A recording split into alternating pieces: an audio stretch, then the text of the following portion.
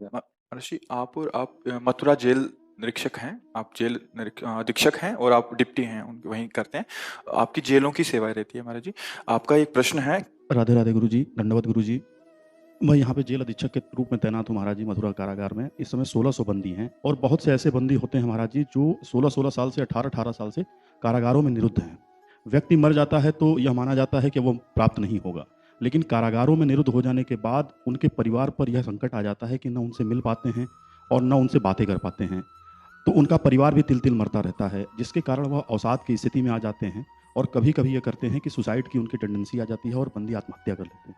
तो महाराज जी, इस समय हम लोगों ने आपकी प्रेरणा से राधे राधे का जाप कराना शुरू किया है, तो काफ़ी परिवर्तन आया है।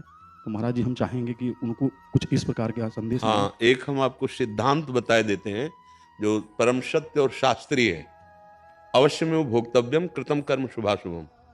ऐसा भी हो सकता है कि वो निर्दोष हो, उन्होंने वो कृत्य ना किया हो जिस कृत्य में वो आए हैं, लेकिन सत्य मानिए वो पाप जो उनको दंड नहीं मिला है, वो पाप उनको दंड दे रहा है। एक हम उदाहरण से बताते हैं। एक सामने स्वर्णकार का मकान था और वो बहुत ही छल कपट करके दूसरों को ठगता था और स्वर्ण एकत्रित करता था और कुछ राज कर्मचारियों से मिला हुआ था। जब कभी ऐसी विपत्ति आती तो राज कर्मचारियों के सपोर्ट से वो बच जाता था। तो वो राज कर्मचारी उनके घर आते जाते थे और वो जहां संपत्ति रखता था राज कर्मचारियों को पता था। एक दिन उनके मन में आया कि ये बहुत छल कपट करता है, अधर्मी है, और इसको मार करके हम ही संपत्ति ले लेते हैं तो क्या फर्क पड़ेगा, क्योंकि अधर्म तो ये करता ही, मैं खुद जानता हूं। तो दो राज कर्मचारियों ने उसकी हत्या कर दी और वो बाग से लेकर निकल रहे थे कि सामने वाले घर से एक व्यक्ति, पहले बाथरूम लघुशंका नहीं होते थे, वो लघुशंका के लिए निकला। उसने राज कर्मचारियों को बॉक्स लेते हुए और चेहरे पर भय देखते हुए उसने कहा, हमें लगता है आप कुछ गलत करके आ रहे हैं। तुरंत उसको एकांत ले गए और देखो, इसमें से जो हिस्सा चाहो आप ले सकते हो, पर आप अपनी जबान बंद रखना। उसने कहा, मैं कदापि ऐसा नहीं कर सकता, मैं बड़े अधिकारियों के पास शिकायत करूंगा कि आपने ऐसा ऐसा। तो उन्होंने तत्काल उसको बंदी बनाया और उसके ऊपर रिपोर्ट कर दी कि ये बॉक्स लेकर के चोरी करके जा रहा था, स्वर्णकार का वध कर दिया। बिल्कुल कोई अपराध उसका नहीं। आप देखिए, उसको बंदी बना लिया गया। 10 वर्ष लगते हैं न्यायालय में कभी कभी न्याय करने के लिए। बड़ा उसको कष्ट और दंड भोगना पड़ा। जब न्यायाधीश के सामने आया तो उसने रो कर कहा कि मैं बिल्कुल निरपराधी हूं, मेरा कोई भी दोष नहीं है। आप सत्य को साक्षी करके, भगवान को साक्षी करके देखिए, मेरी बात पर आप जांच कीजिए। जो दो राज कर्मचारी थे उन्होंने कहा कि मेरी बात पर विश्वास कीजिए, इसी ने ऐसा केस किया है। 10 वर्ष उनको दंड भोगते हो गए। तो एक चाल चली गई कानून विभाग से कि एक जो मृत पुरुष आया था जिसको पोस्टमार्टम कराने थे, ऐसे तो राज कर्मचारियों को कहा आप उनके साथ जाइए, और उस कैदी को भी साथ कि आप इसकी अंतिम यात्रा में, कोई है नहीं तो आप साथ जाइए। राज कर्मचारियों ने धीरे से उनके कान में कहा, उनके पास यंत्र लगे हुए थे, कान में कहा, अगर तू मेरी बात मान जाता ना तो तेरे को दंड नहीं मिलता, तुझे दे देते उसमें से संपत्ति। अब देख, आजीवन कारावास या फांसी तुझे मिलेगी। ठीक, पूरा न्यायाधीश के सामने वो जो वॉइस आवाज का वीडियो था उनके सामने गया। उसने कहा तुम निर्दोष हो और उनको बंदी बना लिया। अब एक महात्मा से वो मिला, उसने कहा भगवान भगवान भगवान कहते हो, क्या भगवान क्या अन्याय है? मैंने बिल्कुल पाप नहीं किया था, चलो बाद में छूटा, लेकिन 10 वर्ष में कष्ट पाता रहा, इसमें तुम्हारा भगवान कहां गया था? तो उन्होंने एकांत में बैठाल कर कहा कि भगवान को साक्षी करके बताना, इसी जन्म में क्या तुमने पाप नहीं किया? विचार करके बताना, सत्य बताना। अब यहां कोई केस तो चलने वाला है नहीं, लेकिन तुमने भगवान को दोषी ठहराया। तो उन्होंने कहा, हाँ, मैंने यौवन अवस्था में किसी स्त्री से मित्रता की थी, पर वो हमारे अधीन नहीं हुई, तो हमने छल करके उसे मारा और जमीन में गाड़ दिया। आज तक उसे कोई नहीं जाना। तो बोले इसी कर्म का दंड तुम्हें मिला हुआ है।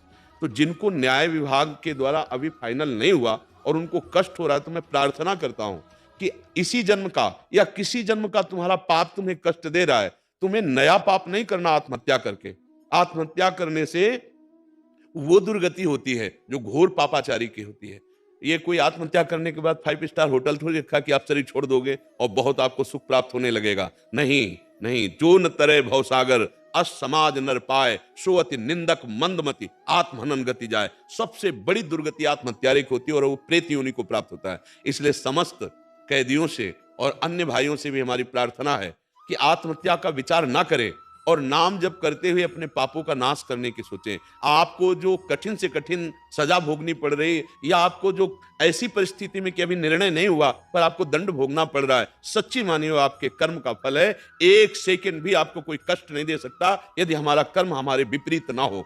हम इस आज के सत्संग में यही कहा, ये जो आप लोग मनमाने आचरण करते हैं, मदिरा पीना, व्यभिचार करना, पशुओं को पका करके खाना, हिंसा करना, आप देख लीजिएगा इसका जब परिणाम आएगा तो हो सकता है आप उस केस में बिल्कुल दोषी ना हो, लेकिन आपको भयानक दंड मिलेगा क्योंकि आपका पापाचरण एकत्रित हो रहा है। तो आत्महत्या वो उपाय नहीं जिससे हम दुख से मुक्त हो जाएं। हमारा दुख से मुक्त होने का अवसर ये कि जेल मिली तो क्या हुआ, हम नाम जप करेंगे, भगवान को पुकारेंगे और अच्छे आचरण करते हुए अपने जीवन की श्वासें सच्चिदानंद में व्यतीत करेंगे। जन्म जन्म की बिगड़ी बन जाएगी, जन्म जन्म की बिगड़ी। ये जो आत्महत्या है ये कोई उपाय नहीं है दुख से छूटने का, और किसी को कोसने की जरूरत नहीं है कि हमें ये जो दंड मिल रहा, मैंने पाप नहीं किया। सत्य मानिए वो पाप अवश्य है। जब भीष्म पितामह जैसे महान भागवत को 6 महीने बाणों की सैया पर तो भगवान से पूछ रहे हैं कि मैं कई जन्मों तक देख रहा हूं प्रभु ऐसा कोई पाप नहीं, तो भगवान ने कहा और आगे देखिए, क्योंकि हम लोग अनंत जन्मों से भटक रहे हैं। इसलिए समस्त कैदियों से प्रार्थना है कि आप नाम जप कीजिए, देखिएगा आपका हृदय शीतल हो जाएगा, आप भव बंधन से मुक्त हो जाएंगे। ये तो सांसारिक कैद है, आप भव बंधन से, माया की कैद से मुक्त हो जाएंगे। आपसे गलती हुई है, काम क्रोध लोभ मोह मद मत्सर, इनके द्वारा पापाचरण निश्चित होता है, कोई भी हो, और वो पापाचरण अवश्य में भोक्तव्यम कृतम कर्म शुभाशुभम, भगवान कह रहे अवश्य भोगना पड़ता है। आज हमारा समाज गिरता हुआ चला जा रहा है। ये जो आज व्यभिचार की प्रवृत्ति बढ़ गई है ना, जिसको ट्रेंड कहा जाता है, ये बहुत बड़ा घातक है हमारे राष्ट्र सेवा के लिए, हमारी समाज सेवा के लिए। जितेंद्रियता और पवित्रता चाहिए। आज भ्रष्टाचार मच रहा है, नए नए बच्चे गर्लफ्रेंड बॉयफ्रेंड ऐसे गंदे आचरण कर रहे हैं, और फिर जब अनुकूलता नहीं मिलती तो हिंसा पे उतर आते हैं, जब दिमाग की शांति नष्ट हो जाती है तो व्यसनों में उतर जाते हैं। यही चल करके आगे कैदी बनेंगे और कौन बनेगा। जब हम दोस्ती करते हैं तो दोस्ती का मतलब होता है अपने दोस्त को सुखी करना, अपने दोस्त को सतमार्ग में चलाना, अपने दोस्त को अच्छा देखना, ना कि उसका शोषण करना। बुद्धि भ्रष्ट होती जा रही है। तो मनमानी आचरण हमारे कभी ना कभी हुए हैं, उनका हमें दंड मिल रहा है, तो हम पावन हो रहे हैं, हमारी दुर्गति नहीं हो रही, हम पवित्र हो रहे हैं दंड के द्वारा। अब नाम जब करें तो हमारे अंदर वो शीतलता आ जाएगी, वो ज्ञान आ जाएगा, जिससे हम जेल में रहते हुए भव जेल से मुक्त हो जाएंगे, संसार की जेल से। और परिवार वालों से प्रार्थना है कि वो व्यर्थ का दुख ना ले। पक्का समझ लीजिए, यहां किसी को भी अगर कोई कष्ट मिल रहा है तो किसी न किसी कर्म से मिल रहा है। पक्का समझ लीजिए, हमारे भगवान के न्याय में इतना भी कहीं चूक नहीं हो सकती। हमारे आचरण ऐसे हुए हैं। अब वो परिवार के सदस्य आरोपित होकर के जो जेल गया है, उससे मोह के कारण वो दुखी हो रहे हैं। मेरी प्रार्थना है आप दुखी मत होइए, आप भी भजन कीजिए और मनाइए उस भजन का फल कि जो जेल में गया है उसको सुख मिले, शांति मिले और वो जल्दी मुक्त हो। अगर इस देह से न मुक्त हो सके तो भगवान की इस माया से तो मुक्त ही हो जाए। एक परमहंस जी हमें मिले थे, गंगा किनारे भ्रमण किए, तो भ्रमण में बड़े अनुभव होते हैं। जब नई अवस्था हमारी 13-14 की थी तो हमारे अंदर जिज्ञासा थी कि मैं महात्माओं से मिलूं और जानूं कि परमार्थ का वास्तविक स्वरूप क्या है। तो सहज में उनसे प्रश्न किया कि स्वामी जी, आप वो करीब 90 वर्ष के थे, बहुत ही दिव्य स्थिति थी उनकी, कि स्वामी जी आपने संसार से क्यों वैराग्य लिया। तो उन्होंने कहा, बेटा मेरी एक दुकान थी कपड़े की, मेरी नई अवस्था थी, बहुत दुकान चलती थी, तो पड़ोस वाले जो दुकान के थे और उन लोगों ने हमें ईर्ष्यावश एक दिन बहुत पीटा। मैंने सहने की कोशिश की, लेकिन उन लोगों का स्वभाव ही बन गया हमको प्रताड़ना, गाली देना, मारना। उनमें से एक जो प्रधान था, बेटा मैंने निश्चय किया इसका वध करूंगा। बोले ऐसा ही किया, कुछ पैसे की करौली खरीदी, उनके वचन। और जब वो हमें रास्ते में मिला तो मैंने उसे मार दिया जान से। फिर मेरे हृदय में आया कि मैंने अपराध किया है, तो मैं स्वयं चला गया और मुझे बंदी बना लिया गया। और फिर मुझे तन्हाई की सजा मिली। उस समय वो कह रहे थे मुझे तन्हाई की सजा मिली, बहुत कष्टप्रद जीवन। तब हमें ज्ञान हुआ कि अब हमारा जीवन पूरा नष्ट हो गया, किसी काम का ना रहा। हम क्रोधवश सही व्यवहार न करने के कारण आज बंदी बना लिए गए। हे भगवान, यदि मुझे मुक्त कर दिया जाए तो मैं आजीवन संन्यास लेकर आपका भजन करूंगा। पर इतने कहने से थोड़ी हो जाता है। उन्होंने निश्चय किया आज से मैं जल नहीं पीऊंगा, भोजन नहीं पाऊंगा और निरंतर नाम जप करूंगा। अब चाहे जेल में रहना पड़े या संसार में, भगवान का भजन नहीं छोड़ूंगा। उन्होंने ऐसी बात पकड़ी। अब जब भोजन नहीं, पानी भी नहीं पीना, तो जो अधिकारी जन है वो उनके पास जा, ना वो आंख खोलते, चाहे उनको कोई बूट से मारे, डंडे से मारे, वो स्वयं बता रहे थे, ना मैंने आंख खोला ना मैंने संभाषण किया। तो बड़े अधिकारी आए, उनमें से कोई सज्जन स्वभाव के थे, संत स्वभाव के। तो उन्होंने कहा देखो इस समय मैं अकेला हूं, आप अपने हृदय की बात बता दीजिए, आप क्या चाह रहे हैं, हो सकता है मैं आपका सहयोग कर सकूं। आंख खोली, उनको लगा जैसे भगवान ही हमें साहस बंधा रहे हैं। आंख खोली और कहा साहब मैंने ही मारा है, पक्का मैं अपराधी हूं, पक्का, पर एक लालसा मेरे हृदय में जागृत हो गई, यदि किसी तरह मैं मुक्त हो जाऊं तो आजीवन संन्यास लेकर भगवान का भजन करूंगा। तो उनका भी तुम्हें झूठ बोलना पड़ेगा, तुम्हें ये कहना पड़ेगा मुझसे जबरदस्ती ये बात कहाई गई है, मैं पूरा सहयोग करूंगा आपका। ऐसा विधान बनाया गया, अभी वो बिना सजा के दंड भोग रहे थे, ऐसा विधान बनाया गया, वो मुक्त हो गए। 90 वर्ष के थे, ब्रह्मबोध संपन्न महापुरुष। तो ये मार्ग बना। देखो भगवान का नाम जप, भगवान के प्रति आश्रय, पक्का उन्होंने अपराध किया था, उनको आजीवन कारागार में ही रहना पड़ता, लेकिन भगवान के भजन ने, भगवान की प्रार्थना ने, ऐसा होता है। भगवान कर्तुम अकर्तुम अन्यथा कर्तुम सर्व समर्थ है। किसी भी को निराश नहीं होना चाहिए, किसी भी परिस्थिति में निराश नहीं होना चाहिए। भगवान के नाम में अपार सामर्थ्य है, जो भव समुद्र को सुखा दे। नाम लेत भव सिंधु सुखाही, करो विचार सुजन मन माही। जा सुनाम भव भेषज हरन घोर त्रिशूल, सोई कृपाल तो ही मोहि पर राहु सदा अनुकूल। यदि भगवान अनुकूल हो जाए तो हर बात बन जाए। हमें लगता है कैदियों से हमारे हाथ जोड़कर प्रार्थना है, वो कमजोर ना बने। अगर गलती भी हुई है तो उस गलती का जो प्रायश्चित हो रहा है, शारीरिक दंड मिल रहा है, मनमानी अब नहीं कर सकते, और नाम जप कर लीजिए, आनंदित हो करके। अगर अपने समय पे शरीर पूरा हुआ तो तुम भगवान को प्राप्त होगे। इस लोक का बिगड़ा हुआ कार्य आपका बन जाएगा। आत्महत्या करने से किसी को भी सुख की प्राप्ति नहीं होती है। घर वाले नाम जप करें, धर्म से चले, और ये शिक्षा लें कि पापाचरण नहीं करना चाहिए, नहीं तो पापाचरण एक करेगा और पूरा परिवार जलेगा। इसलिए पापाचरण जो धर्म विरुद्ध आचरण है वो किसी को भी नहीं करना चाहिए, कहीं ना कहीं वो भी सहयोगी है। अच्छा, तो जुआ खेला जा रहा है, 4 लोग खड़े केवल देख रहे हैं, पहला डंडा उनके पीठ पे पड़ता है, देखने वाले वो कहते साहब मैं नहीं खेल रहा, तो यहाँ खड़े क्यों हो। तो हमारा किसी भी तरह से पापाचारी से संयोग होना वो हमारे दंड का कारण बनता है। इसलिए नाम जप करो, अच्छे आचरण करो, समाज को सुख पहुंचाओ, कभी तुम्हें दुख नहीं मिलेगा। अब जो त्रुटि हो गई उससे पवित्र हो रहे हो आप जेल में, नाम जप करते हुए इस भव समुद्र से मुक्त हो जाओ। मेरी तो यही राह है कि बिना किसी अपराध के हमें कोई दंड नहीं दे सकता। को न काहू के सुख दुख कर दाता, निज कृत कर्म भोग सुन भ्राता। बिल्कुल निश्चित समझिएगा, ठीक है? कोई संशय इसमें जी? पर यह हमें अच्छा लगा कि आप अपने कैदियों से नाम जपवाते हैं। अभी आपने कहा नहीं कि मैं नाम जपवाता हूं। एक वीडियो आया था, तो उसमें हम इन्होंने भेजा था अपन को, उसमें पूरे कैदी कीर्तन कर रहे हैं हमारा। दिखाओ बाबा, है क्या आपके पास? अच्छा, ये तो बड़ी आश्चर्य भरी बात है कि कैदियों से आप राधा। एक जेल के कैदी है हमारा जी। आपने तो जेल को संत समागम बना दिया।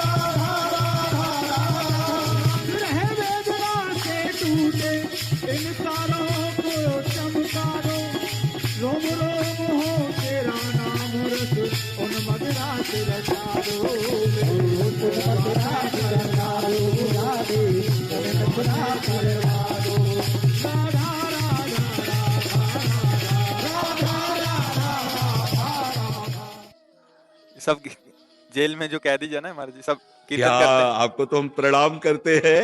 हाँ, जो जो है जन्माष्टमी के जी अवसर पे जी कैदियों द्वारा जो वस्त्र बनाया गया था ठाकुर जी को, बिहारी जी को इस बार धारण करवाया गया। और चूंकि कारागार उनकी जन्मस्थली है जी जी प्रभु जी की, तो इस बार वहां के बंदियों द्वारा जो है जी वस्त्र बना के जन्माष्टमी के दिन बिहारी जी को पहनाया गया। बहुत सुंदर, बहुत सुंदर। हमें इतना आह्लाद हो रहा है कि ऐसे जो भगवत विमुख जन हैं, जो आसुरी प्रवृत्ति से युक्त हैं, अपराध करने वाले हैं, ये नाम जानते हो, ये स्वयं श्री हरि जपते हैं, राधा राधा जपत हरि विवस तव नाम प्रतिपद विमल मनसि तव ध्यान। अरे इनका परम कल्याण हो गया। एक बार राधा बोल देना तो यमराज की खोपड़ी काम नहीं करेगी कि क्या हिसाब करूं। एक बार राधा नाम की कीमत स्वयं श्री कृष्ण है, फिर उसका कभी दुर्गति हो ही नहीं। इनको तो कितनी बार नाम कीर्तन करते हुए देख रहे हैं, कितना सुंदर नाम कीर्तन कर रहे हैं और आर्त भाव से कर रहे हैं। बहुत सुंदर। सबसे ज्यादा धन्यवाद आपको कि आप अपने कैदियों का उत्साह बढ़ाएं। अगर उनको सुनाते नहीं सत्संग की बातें तो राधा नाम क्यों कीर्तन करते। बहुत सुंदर, बहुत सुंदर। सबको ऐसा करना चाहिए। अपने घर में, अपने विद्यालय में जो सत वार्ता है उसके करने से बुद्धि शुद्ध होती है। कैसी कैसी मंगलमयी बात है। कैसे दैन्य भाव से राधा राधा राधा, सब चरण छूने का मन होता है इन सबके। राधा राधा राधा, अरे धोखे से राधा निकल जाए तो संसार की बाधा नष्ट हो जाए। ये तो हमारी महारानी जी का नाम कीर्तन कर रहे हैं, ये वृंदावनाधीश्वरी का नाम कीर्तन कर रहे हैं। अहो भाग्य। इन सबसे प्रार्थना करना कि आपके दुर्भाग्य नहीं है, हाँ आपके बड़े भाग्य हैं जो आपका सानिध्य मिला। नहीं, कौन ऐसे कैदियों से बैठकर सत्संग की बातें करेगा, कौन उनको कहेगा राधा नाम कीर्तन करो। नहीं नहीं, धन्यवाद है आप को कि भगवान की बड़ी कृपा है आपके ऊपर कि आप ऐसी उनको सतमार्ग की प्रेरणा दे रहे हैं और सबका मंगल होगा। भगवान नाम में बहुत अपार महिमा है। घोर हिंसक व्यभिचारी जनों ने जब नाम का आश्रय लिया तो बड़े बड़े महात्मा बन गए, बड़े बड़े महात्मा बने। इन सब का कल्याण हो जाएगा। जीव भूल से अपराध कर देता है, लेकिन भगवान का नाम अगर भूल से भी उच्चारण कर ले तो सारे पापों का नाश होता है। एक बार नाम की अपार महिमा है। ये तो बहुत बार नाम ले रहे हैं। जो निरंतर नाम जप करते तो भगवान का स्वरूप ही हो जाते, पर एक बार यदि नाम ले तो हिसाब में भारी पड़ जाएगा। हमने कई बार चर्चा में सुनाया है कि एक पापात्मा स्वभाव का था और एक पुण्यात्मा स्वभाव का भाई था।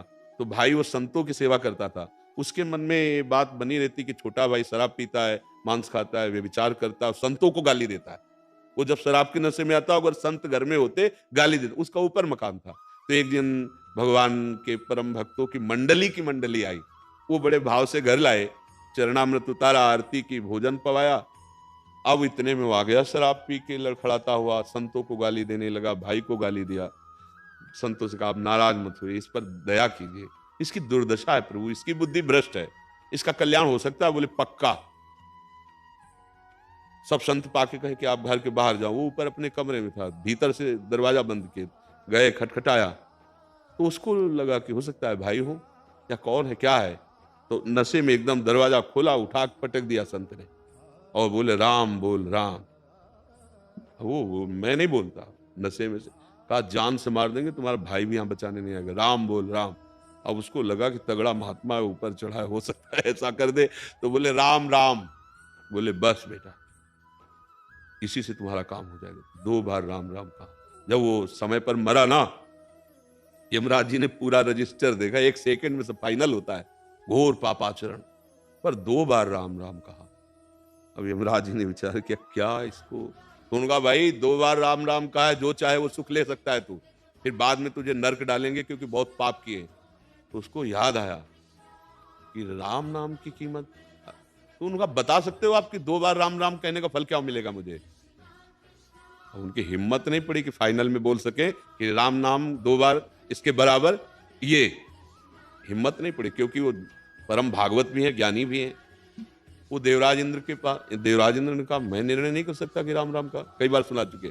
फिर इसके बाद भगवान ब्रह्मा के पास गए, धर्मराज जी, देवराज जी, और उस जीवात्मा को लेकर, और कहा प्रभु परमेष्ठी पद सबसे बड़ा पद है इस त्रिभुवन में, प्रभु ये महापापी, 2 बार इसने राम राम कहा, अब ये कहता है राम नाम का फल क्या होगा। तो प्रभु हम सबकी तो बुद्धि काम नहीं करती कि राम नाम के बराबर हम स्वर्ग सुख या अमुक सुख। ब्रह्मा जी भी ने कहा कि भगवान के नाम का फल ये तो मैं नहीं बता सकता, ये तो भगवान शंकर बता सकते हो, निरंतर जपते हैं। वहां गए, भगवान शंकर ने कहा राम नाम की महिमा तो मैं बता सकता हूं, उसी से मैं काशी में मोक्ष देता हूं। उसी से रा कह के पी गया और मां कह के बंद कर लिया। कंठ में पूरा हलाहल समुद्र का जहर जो निकला था वो रोके हुए, एक बूंद भी कंठ में अगर वो घाटी द्वार पे चला जाए ना तो खास खास के देखो कैसा हलाहल विष रोक लिया, नाम बड़ी नाम की महिमा कही। बोले फल तो नहीं बता सकता, तो बोले फाइनल कैसे हो? बोले राम जी के पास चलो। साकेत धाम गए उस पापी जीवात्मा को साथ लेके। भगवान ने कहा आज समय बड़े बड़े लोकपाल ईश्वर कोट के कैसे पधारे? बोले प्रभु समस्या हो गई, ये जीव 2 बार नाम आपका लिया और वैसे पूरे जीवन पाप किया है, अब ये कह रहा है इस नाम का फल क्या है? तो प्रभु हम सब तो नहीं बता पाए, आप बताओ। भगवान ने कहा गोद में बैठा लो हमारी। वो जीवात्मा गोद में बैठा और भगवान ने कहा फल तो हम भी नहीं बता सकते, आप खुद देख लीजिए कि 2 बार नाम लिया तो हमारी गोद में आके बैठ गया। कहूं कहां लगी नाम बढ़ाई और राम न सकई नाम गुण गाई। स्वयं भगवान अपने नाम का फल नहीं बता पाए और भगवान जिस नाम को जपते हैं वो है राधा। हरि रसना राधा राधा राधा रट, और ये राधा राधा रट रहे, परम कल्याण इनका है। हाँ, कोई निराश ना हो, कर्मों का भोग जो आया है वो हमें पावन करने के लिए आया। अब पापाचरण हो नहीं रहा, पाप का दंड मिल रहा है, हम भोग रहे हैं और नाम ऊपर से जप रहे हैं। अब उन्नति ही उन्नति है, आत्महत्या करने की जरूरत नहीं। हमें तो आप बिल्कुल ऐसे कर दिए ना, ये दिखा कर ये बता करके आप ऐसे कैदियों से नाम जपवाते, हमारा तो हृदय एकदम प्रसन्न हो गया। हाँ, बहुत धन्यवाद। सुनो, दोनों को ब्राह्मण वाली श्री जी की प्रसादी लोई उड़ाइए और श्री जी का माला प्रसाद दीजिए। और सुनो, कुछ प्रसाद जो 1 किलो लगभग हो मेवा का दीजिए, ये कैदियों को दे देंगे जाके कि आपका नाम कीर्तन सुनकर आप प्रसाद आपके लिए है। आपके पास होगा मिठाई कुछ हो और मेवा ऐसे जिससे 4-4 दाना ही सही पर सबको दे दे। धन्यवाद, आपका बहुत हृदय से स्वागत है, क्योंकि बहुत बड़ा मंगल कार्य आप नाम कीर्तन जेल में करवा रहे हैं। भगवान आपकी रक्षा करे और आप स्वस्थ होकर के। प्रतिदिन होता है। हाँ, अच्छा, हाँ हाँ, बहुत सुंदर।